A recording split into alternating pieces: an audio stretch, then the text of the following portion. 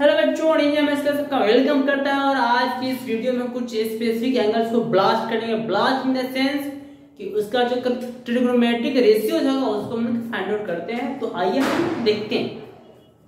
तो मेरे पास एंगल क्या क्या होंगे, 0 डिग्री, फिर हो जाएंगे 30 डिग्री, फिर 45 degree, 60 degree, then 90 degree. One by one करके हम लोग क्या करते हैं, इन सबको फाइंड आउट करते हैं। अब यहाँ पे पहले हम इस एंगल को टारगेट करते हैं 45 डिग्री। तो इसके लिए करना क्या है कि आपको एक आइसोसेलेस राइट एंगल ट्रायंगल बनाना है। ठीक है, तो ये मेरा हो गया ए बी एंड सी। अब इसमें क्या है कि यहाँ पे क्या आपका 90 डिग्री हो गया और जो ए बी है वो बी सी के इक्वल है। इसका कंक्लूजन ये भी हो सकता है क्या कि ये जो है दोनों एंगल क्या होगा 45 एंड 45 डिग्री हो जाएगा। ठीक है, अब इसमें करना क्या है कि हमको sin 45 की वैल्यू निकाली है, फिर उसके बाद cos 45 की, फिर tan 45 की। तो उसके लिए हमको जो AB, BC और AC है प्रत्येक की लेंथ पता होनी चाहिए। तो अब पता नहीं तो हम सपोज कर लेंगे x और ये हो जाएगी x। तो AC क्या होगी, AC को हम पाइथागोरस थ्योरम यूज करके फाइंड आउट कर सकते हैं। मीन्स AC इक्वल्स टू क्या हो जाएगी, AB square plus BC square means x square plus x square. ये आपकी क्या होगी 2x स्क्वायर। देखिए यहाँ पे ये बेचारे क्या है, ये x स्क्वायर के फॉर्म है। इस कंसेप्ट को मैं बाहर निकाल लेता हूँ और ये जो 2 है बेचारा अकेला है, तो इसको हम अंदर ही रहने देते हैं। ठीक है, ये हो गई x रूट 2। ठीक है, हो गई x रूट अंडर 2। तो अब यहां पे लिखते हैं sin 45 डिग्री। ठीक है, अब आपको पता है sin थीटा इक्वल्स टू क्या होगा, sin theta equals to p by h means perpendicular by hypotenuse. तो लिखते हैं यहाँ पे, देखिए अब 45 के कॉन्टेक्स्ट में यहाँ पे p क्या है आपकी ab है और हाइपोटेन्यूज क्या है AC है। ठीक है, क्या हो गई AC। तो AB कितनी है x है और AC कितनी हो गई x रूट अंडर 2। तो यहाँ पे ये इससे कैंसिल और मेरे पास क्या आ गया x रूट अंडर 2। तो ये हो गई sin 45 डिग्री की वैल्यू। अब आते हैं cos 45 डिग्री की वैल्यू। देखिए अब cos थीटा इक्वल्स टू क्या होगा, बेस अपॉन हाइपोटेन्यूज। ठीक है, तो यहाँ पे सिंस मैंने इस एंगल को लिया है और इसीलिए यहाँ पे बेस क्या हो जाएगी BC हो जाएगी और हाइपोटेन्यूज क्या होगी AC हो जाएगी। ठीक है, तो बेस x है। ठीक है, और हाइपोटेन्यूज क्या है x रूट अंडर 2। ठीक है, कैंसिल क्या बच गया x बाय रूट 2। अब नेक्स्ट मेरा tan 45 डिग्री। तो tan थीटा इक्वल्स टू क्या होगी p by b means perpendicular by base means AB by BC। तो AB की वैल्यू कितनी है x और BC की वैल्यू कितनी है x। तो कैंसिल हो जाएगी, तो क्या बच जाएगा 1। तो tan 45 क्या हो गया, अब क्या हो गया 1। अब आते हैं इसके हम रेसिप्रोकल को देखते हैं, इसके कन्वर्स को देखते हैं। अब sin 45 है तो यहाँ पे हम क्या लिखेंगे, sin की रेसिप्रोकल क्या होगी cosec 45 डिग्री। अब एक दूसरे का रेसिप्रोकल होती है तो ये क्या रूट रहेगा यहाँ पर और 1 रहेगा नीचे, मींस हो जाएगी रूट अंडर 2। अब यहाँ पे cos 45 है, मैं सबको पता करना है sec 45 डिग्री। फिर वही बात यहाँ पे वही हो जाएगी। तो cos थीटा वो sec थीटा का क्या है रेसिप्रोकल है, इसीलिए ये जो नंबर है ये जो फ्रैक्शन वो भी रेसिप्रोकल में आ जाएगा मींस रूट अंडर 2। अब देखिए मेरे tan 45 तो क्या फाइंड आउट करना है cot 45 डिग्री। अब भैया 1 का रेसिप्रोकल तो 1 ही होगा ना। ये हो गई मेरी 45 डिग्री की डिफरेंट ट्रिग्नोमेट्रिक रेशियोज। अब आते हैं हम किसमें 30 एंड 60 वाली कैटेगरी। इसको इरेज करते हैं।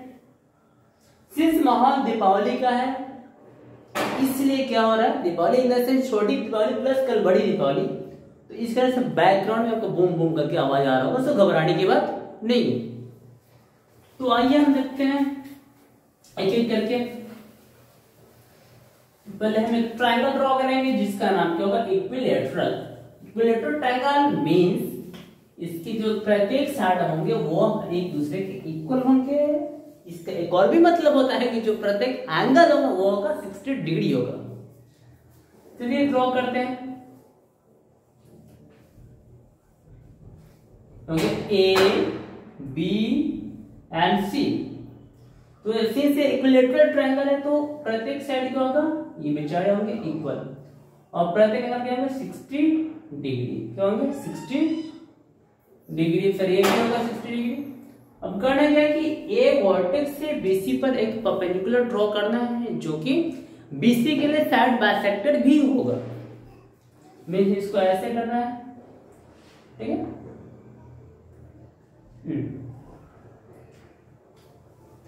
तो इसको हम यहाँ पे ऐसे कर देते हैं, ठीक है। तो यहाँ पे जो इसका नाम देते हैं एडी, तो जो सीडी है वो किसके इक्वल होगा, बीडी के इक्वल होगा, ठीक है। अब मेरे पास दो ट्रायंगल है एडीसी एंड ट्रायंगल एडीबी, वो यह दोनों एक दूसरे का कंग्रुएंट होगा। तो अब कंग्रुएंट कैसे होगा, अब देखिए यहाँ पे अब ये सेट क्या है, इसके इक्वल है, और ये जो एंगल है ये बेचारे हैं 90 डिग्री। क्या है 90 डिग्री। वो कैसे हो, कंस्ट्रक्शन के बेसिस पे हो।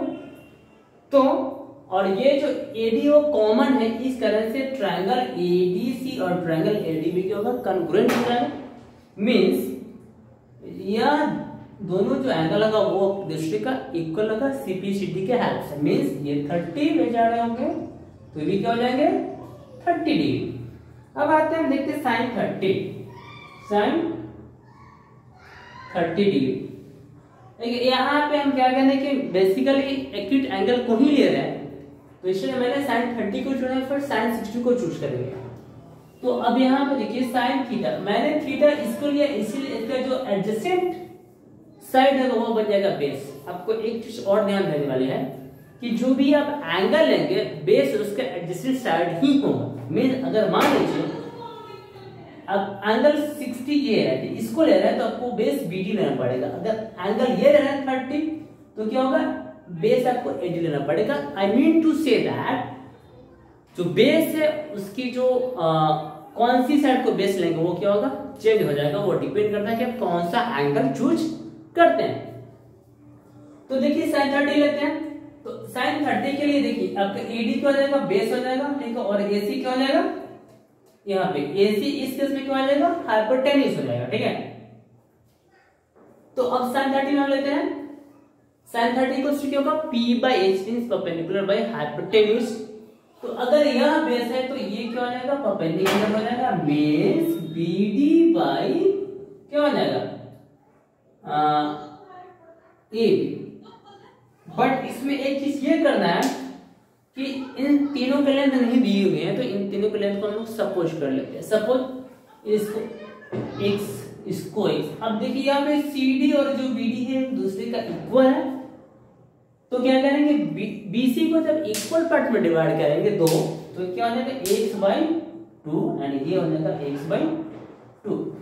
अब करना क्या है, आपको AD फाइंड आउट करना है, तो पाइथागोरस थ्योरम का यूज करके हम लोग AD के फाइंड आउट कर सकते हैं। मींस इसको मान लेते हैं ट्रायंगल ACD में, अब AD में क्या होगा, परपेंडिकुलर हो गया, तो AD इक्वल्स टू क्या होगा, मींस परपेंडिकुलर इक्वल्स टू क्या होगा, hypotenuse square minus base square, means AC square minus CD square.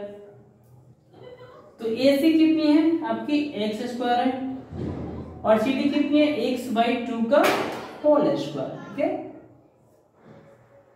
तो x square minus x square by 4, तो ये क्या हो जाएगी 4x square minus x square by 4, means ये आपकी क्या हो जाएगी, इसको यहां पे लिख देते हैं 3x square by 4 root under, जब ऐसे ही जब ये बाहर निकलेगा तो यहाँ पर ये हो जाएगा, और ये 3 के ऊपर ये रहेगा 3 हो जाएगा 2। तो ये हो गई मेरे पास x √3 टू दी बाई 2। ठीक है, अब देखिए करते हैं। तो BD मेरे पास क्या हो गई, देखिए यहाँ पे BD आ गई मेरे पास x/2, और जो AB कितनी है, देखिए AB कहाँ है आपकी x, x/2 into 1/x means ये हो जाएगी आपकी 1/2। अब cos, अब करते हैं बात किसकी, cos 30 की, cos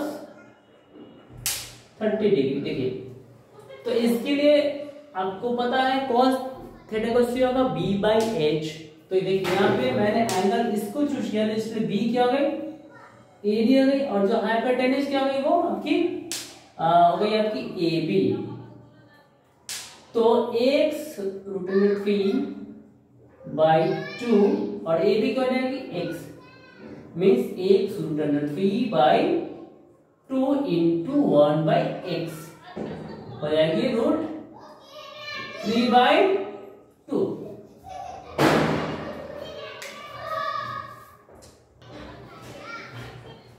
अब आते हैं tan 30 में, tan 30 डिग्री। देखिए अब यहाँ देखिए tan 30 का क्या होता है, p/p, क्या होता है p/p। देखिए तो मेरे पास p क्या है, अगर मैंने इसको बेस लिया तो p क्या हो गई, BD/AD। BD कितनी हो गई, x/2, और AD कितनी हो गई आपकी, x √3/2 means x/2 into 1/x। ये हो जाएगी आपकी, चल जाएगी ऊपर, ये आ जाएगी नीचे। ठीक है, ये ऐसे ऐसे मीन्स ये हो जाएगी 1/√3। ये हो गई आपकी थीटा के डिफरेंट ट्रिग्नोमेट्रिक रेशियो। अगर हम बात करें कॉसेक की तो इसकी रेसिप्रोकल हो जाएगी, कॉसेक 30 डिग्री उसकी हो जाएगी 2, और मेरे पास है यहाँ पे cos 30 मीन्स अगर sec 30 की बात करें, देखिए तो देखिए यहाँ पे है √3/2, तो ये हो जाएगी 2/√3।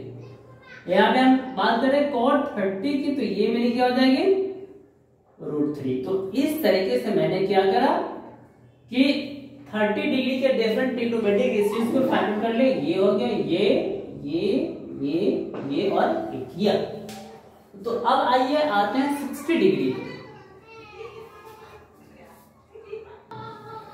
तो आया तो 60 डिग्री में, देखिए मेरे पास 60 डिग्री ये है, तो मैं क्या करता हूँ, पहले चूज करता हूँ sin 60 डिग्री। अब देखिए तो ये यहाँ पे देखिए उस केस में क्या था, मैंने 30 को एंगल चूज किया था इसलिए बेस ये बन जाएगा, और यहाँ पे मैंने 60 को चूज किया इसलिए बेस बन जाएगा CD, और ये हो जाएगा मेरा परपेंडिकुलर AD, और ये हो जाएगा हाइपोटेन्यूज।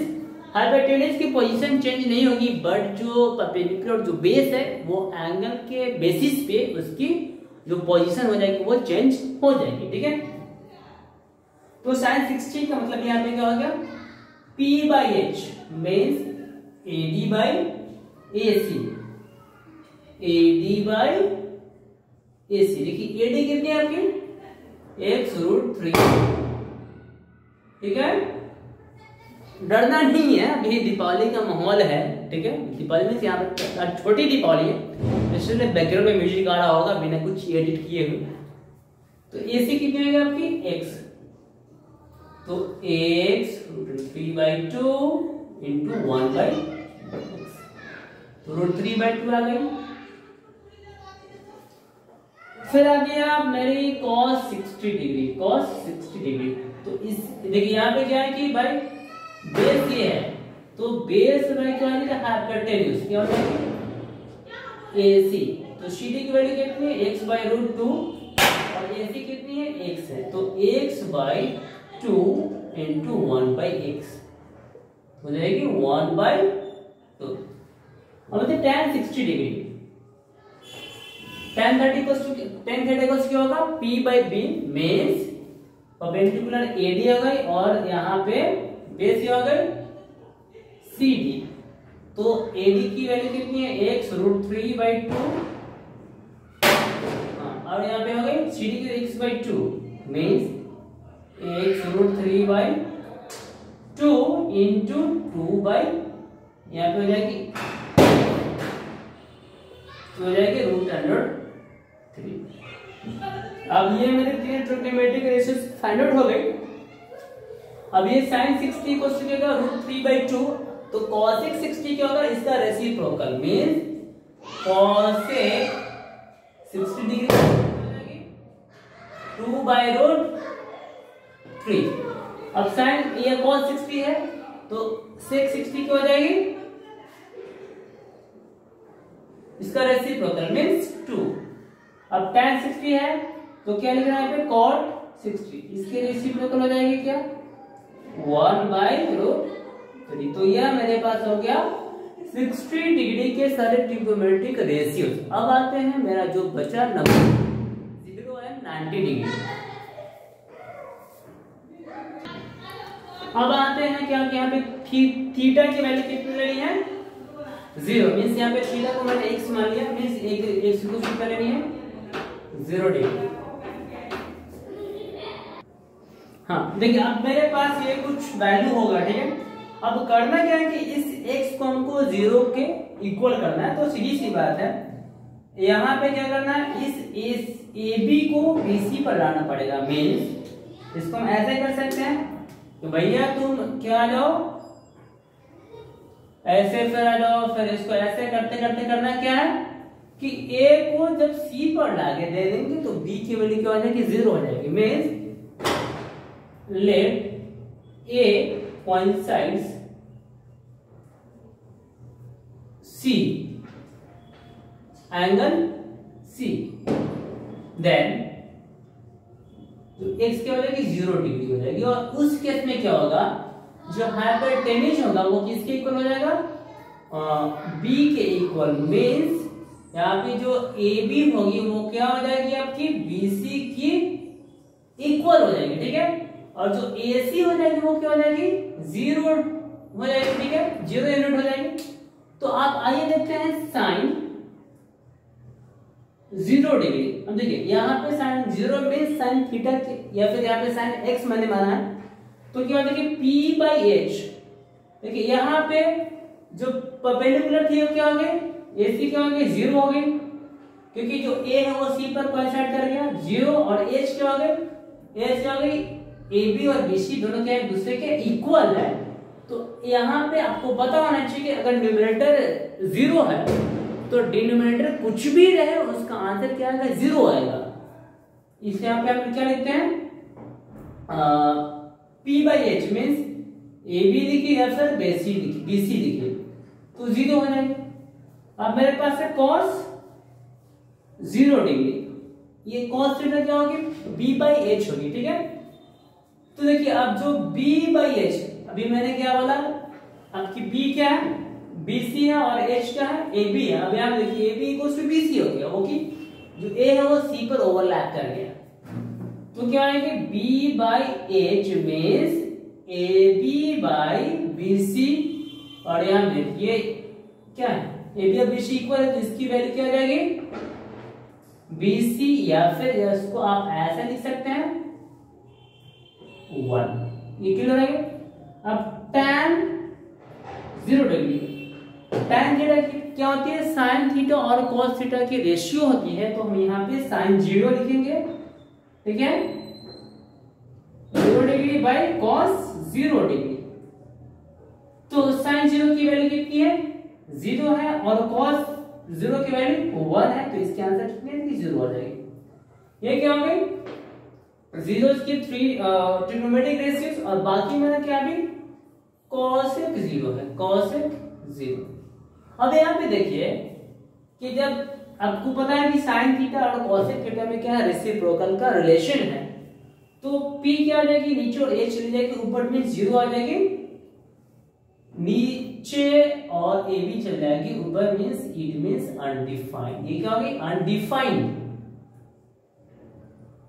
क्लियर है। अब यहाँ पे cos 0 है तो हम sec 0 की बात करते हैं, sec 0 डिग्री की। तो देखिए यहाँ पे क्या हो जाएगी, x चली जाएगी ऊपर और b आ जाएगी नीचे। सिंस दोनों क्या है, इक्वल है, इसीलिए इसकी वैल्यू भी क्या होगी 1। अब tan थीटा में तो आपको पता चलेगा 0 है। cot थीटा की बात करें, cot 0 डिग्री, तो cot 0 degree means cos 0 degree by sine 0 degree. अब देखिए cos 0 की वैल्यू कितनी है, 1 है, और साइन 0 की वैल्यू कितनी है आपकी 0। तो ये भी क्या हो गई, अनडिफाइंड। क्या हो गई, अनडिफाइंड। ठीक है, अब आते हैं हम 90 डिग्री वाले में। देखिए यहाँ पे इस एंगल को 90 बनाने के लिए इस x को इस पर लाना पड़ेगा, मींस b को c पर ओवरलैप करवाना पड़ेगा।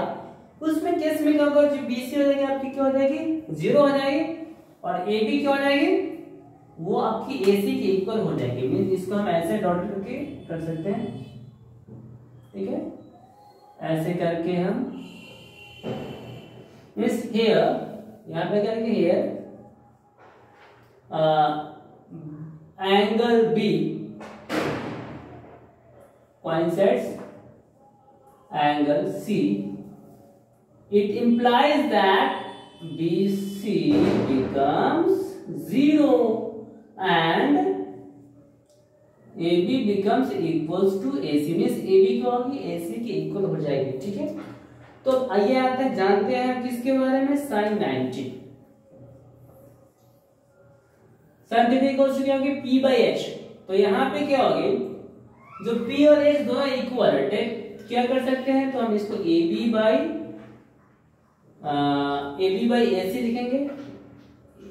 दोनों इक्वल है इसीलिए कोई फर्क नहीं पड़ेगा। ठीक है, तो दोनों में इक्वल है तो इसको AB by AB लिख लो, या फिर AC by AC। आंसर कितनी आएगी, 1 आएगी। ठीक है, अगर हम अब यह भी बात करते हैं cosec 90 की। ठीक है, cosec 90 डिग्री, तो रेसिप्रोकल हो जाएगी, मींस 1 की रेसिप्रोकल तो 1 ही होगी ना। अब फिर है मेरे पास cos 90 डिग्री, cos 90 मतलब cos theta equals to b by h। तो बेस मेरी क्या हो गई थी भाई, 0 पर गई थी ना, और h क्या है, कुछ भी है जो कि AB और AC के इक्वल है। ठीक है, AB और फिर यहाँ पे AC लिख दो। तो यहाँ पर न्यूमरेटर क्या है, 0 है, डिनोमिनेटर क्या है, डिनोमिनेटर नॉन 0 है, इसलिए इसकी वैल्यू क्या है 0। और जो आपकी sec 90 होगी, sec 90 डिग्री वो क्या हो जाएगी, इसका रेसिप्रोकल में 0 बनेगा आपका डिनोमिनेटर, और जो नॉन 0 वो बनेगा आपका numerator. Means answer undefined, means AB या फिर आप AC लिख लो बाय 0, मींस अनडिफाइंड। ठीक है,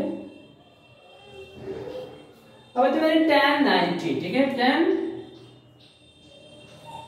90 डिग्री। ठीक है, तो tan theta means cos sin theta by cos theta, means sin 90 by cos 90, sin 90 degree by cos 90 degree. sin 90 की वैल्यू कितनी है 1, और यहाँ पे cos 90 की वैल्यू कितनी है 0। तो ये क्या होगी आपकी अनडिफाइंड। ठीक है, अब यहाँ पे हम cot 90 की बात करते हैं, जो कि इसकी रेसिप्रोकल है cot 90। ठीक है, अब ये आ जाएगी 1, यहाँ पे आ जाएगी 0 चली जाएगी ऊपर, बिकॉज जो cot थीटा और tan थीटा के रेसिप्रोकल है, 0/1 मींस 0। तो इस तरीके से मैंने क्या करा, जो कुछ स्पेसिफिक एंगल थे 0, 30, 45, 60, 90 सारे के मैंने ट्रिग्नोमेट्रिक रेशियोज फाइंड आउट कर लिए। और still you are having any doubt, then call me, contact me, text me, message me, and I am always ready to answer your question. Thank you.